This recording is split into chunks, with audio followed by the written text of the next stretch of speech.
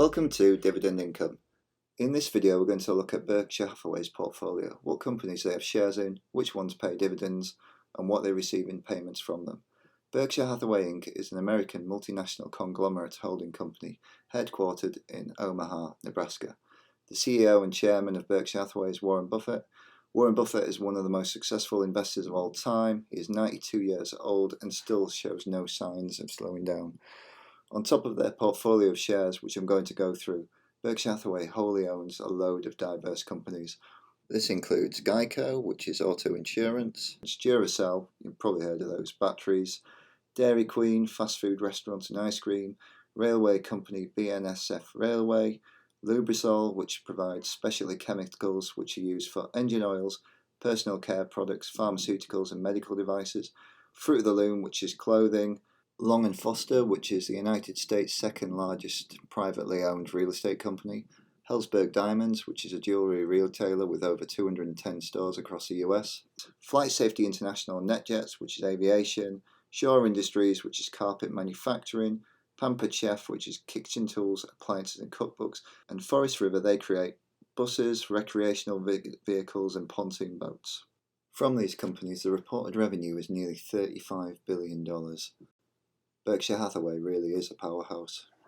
Now let's look at their portfolio of companies that they have shares in. The portfolio breakdown is based on Berkshire Hathaway's most recent 13F filing on August 15, 2022. They have a total of 51 different stock holdings. This is in alphabetical order. It lists the company name, ticker symbol, holdings, which is the total amount of shares they have, stake percentage, which is the percentage they own in each company, the market price, total value of what those shares are worth, and what percentage of the overall portfolio of Berkshire Hathaway that is. So for example, Amazon is only 0.4% of Berkshire Hathaway's portfolio. I will leave a link in the description of the video if you would like to download the spreadsheet so you can have a look at this in more detail. If we have a look down the 51 companies, they cover most industry sectors, and it definitely helps reduce risk. If any sector is hit by global issues or if a specific company has problems, they are well covered with all the other stocks. I've actually worked out that only 35 of the companies on this list pay dividends, so 16 companies don't. There are growth stocks that Berkshire Hathaway must think have a lot of upside. Obvious pick is Amazon. They have a 0.1% stake, which sounds like nothing, but it is valued at 1.4 billion. The 35 companies that do pay dividends, I've gone through and checked what the annual amount is that they pay, and based on that times how many shares they have gives the total amount.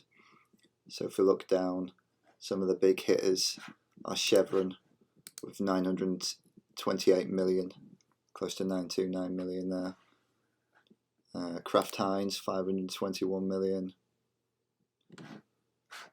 Occidental Petroleum, which is one that they've just recently added to, which I'll talk about a bit later, but this gives a grand total of $5.35 billion annually.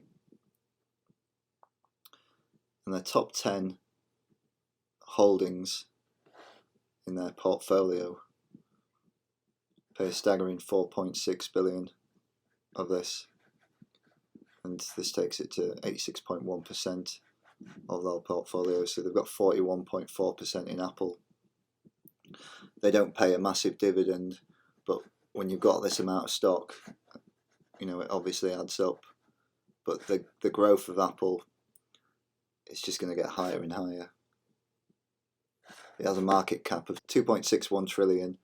It has hit 3 trillion before, and it will hit it again and beyond that. So the stock price growth is incredible. If we look back over the years, especially after 2007's first iPhone release, we can see a general upward trajectory, and this will continue to be like this with their innovative products and everyone being locked into the Apple ecosystem. You can't really see this ever changing, not anytime soon anyway. Chevron gives them the biggest dividend overall of 928 million. And obviously the other big hitter there is Kraft Heinz, US Bancorp also make up. This is why Warren Buffett loves dividend paying companies. On top of the growth of what the stock is worth, it provides a steady flow of income. Also, as well as buying stocks, which we'll have a look at in a minute, they've got 105.4 billion in cash just set aside just for when any potential dips in the market where they see great value, or if the actual market crash keeps coming, as Michael Burry keeps talking about. Now let's have a look at what Berkshire Hathaway have bought and sold. Two of these are on my watch list. The first is Ali Financial. They've tripled their position. Ali pay a dividend of an annual dividend of $1.20 at a yield of 6.7%. So really is one to look at. They've also significantly boosted their stake in Occidental Petroleum. The demand in energy has skyrocketed after the global turmoil, so this is really a no-brainer. Activision Blizzard. This is in the process of being acquired by Microsoft, so another great buy. Apple, which we've talked about. Chevron, this is another stock I want to get into. I have a buy alert at 155. I think it is around 160 at the moment. The yield is good at 3.4%, paying $5.86 annually.